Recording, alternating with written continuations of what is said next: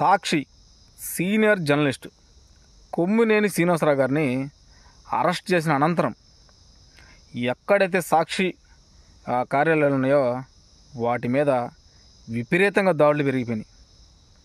ఎందుకంటే అది జరిగిన 2 రోజులు అందరు సైలెంట్గా ఉన్నారు.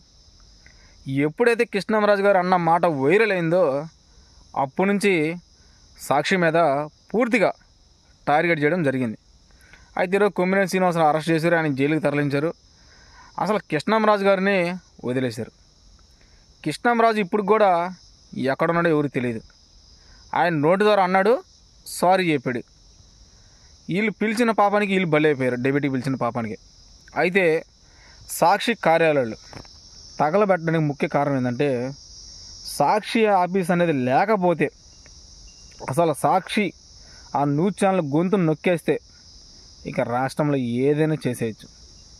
ఏం చేసినా సరే మన రాష్ట్రంలో చెల్లిద్ది అన్నదే మన కూటమి టార్గెట్.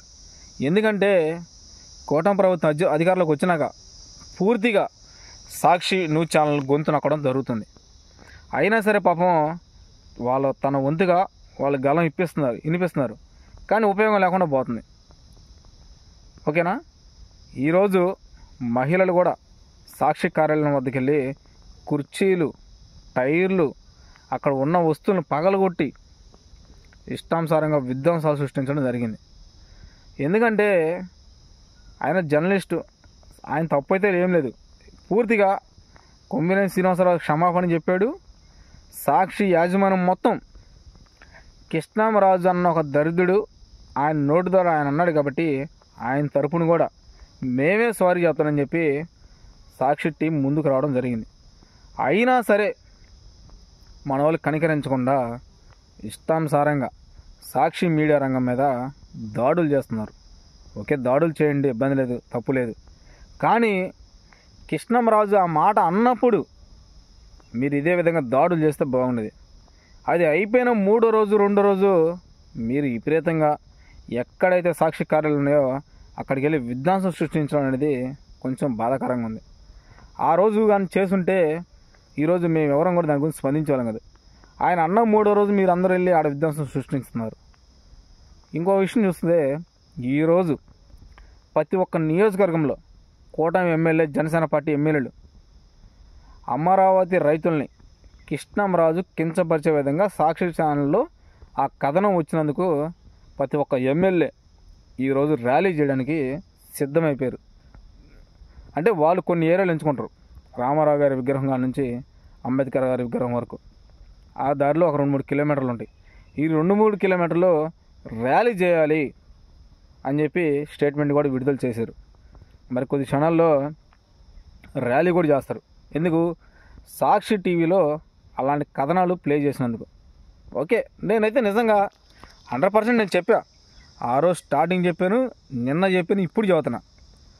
సాక్షి డెబ్యూట్లో కృష్ణంరాజు అనే వ్యక్తి అలా మాట్లాడడం చాలా తప్పు. ఎందుకంటే అది ఎవరినైనా సరే, మన ఇంట్లో కూడా మహిళలు ఉన్నారు, వాళ్ళని కించపరిచినట్టుగా, అవమానించినట్టుగా చాలా బాధాకరంగా ఉంది ఆయన అన్నమాట. అది మటుకు చాలా తప్పు కృష్ణంరాజు గారు అన్నది. కానీ కొమ్మినేని శ్రీనివాసరావు గారి తప్పు అయితే ఏం లేదు.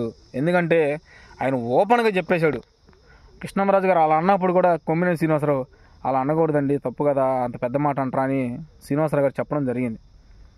అయినా సరే ఇప్పుడైనా సరే మనోళ్ళు కృష్ణంరాజును అదుపులో తీసుకొని చట్టపరంగా కృష్ణంరాజు మీదుగా చర్యలు తీసుకోవాలి. కానీ పాపం కొమ్మినేని శ్రీనివాసరావు ఏం చేశారండి? ఆయన వయసులో పెద్దవాడు.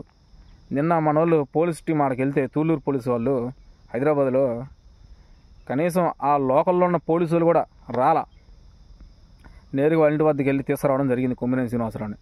సరే తీసుకొచ్చారు, ఓకే, బాగుంది.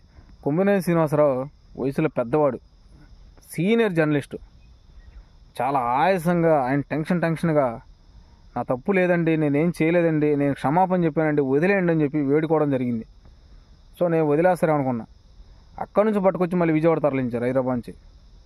కనీసం ఆయన అరెస్ట్ చేసే సమయంలో ఆయన ఉన్న లోకల్ పిఎస్ పోలీస్ అధికారులు రావాలా, వాళ్ళు రాలా.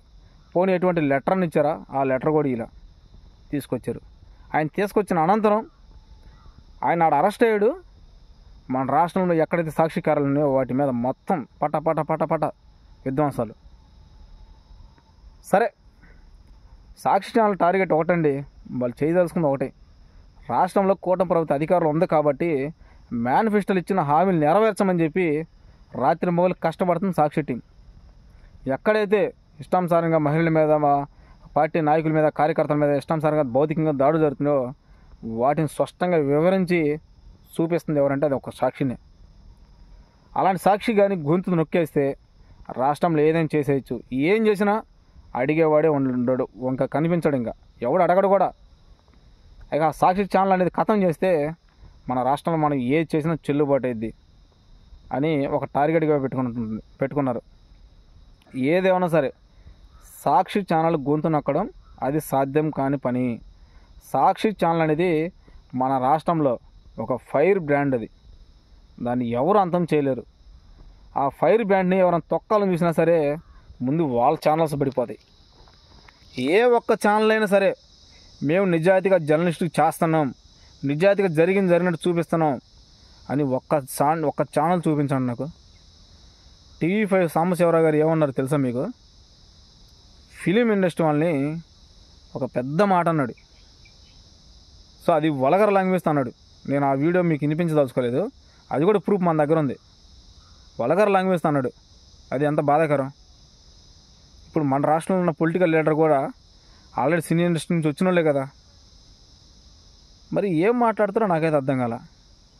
సరే, ఏదేమన్నా సరే నేను మళ్ళీ చెప్తున్నా, కృష్ణంరాజు గారు అన్న మాట తప్పే, కానీ కొమ్మినేని శ్రీనివాసరావు మట్టికి వదిలిపెట్టండి. ఆయన తప్పు లేదండి. ఆయన డిబేట్ పిలిచిన పాపానికి ఈరోజు ఆయన జైలు పాలయ్యాడు. అదొకటే ఆయన చేసిన తప్పు. సరే, నేను ఒకటి కూడా చెప్తున్నా, కూటమి నేతలు కూడా ఎవరు కూడా బాధపడద్దు. ఆయన అన్న మాట వాస్తవంగా తప్పు కాబట్టి నేను దాన్ని ఖండిస్తున్నా. కృష్ణంరాజు గారిని అరెస్ట్ చేసి ఆయన మీద ఇమీడియట్లీగా చట్టపరమైన చర్యలు తీసుకోండి. Thank you.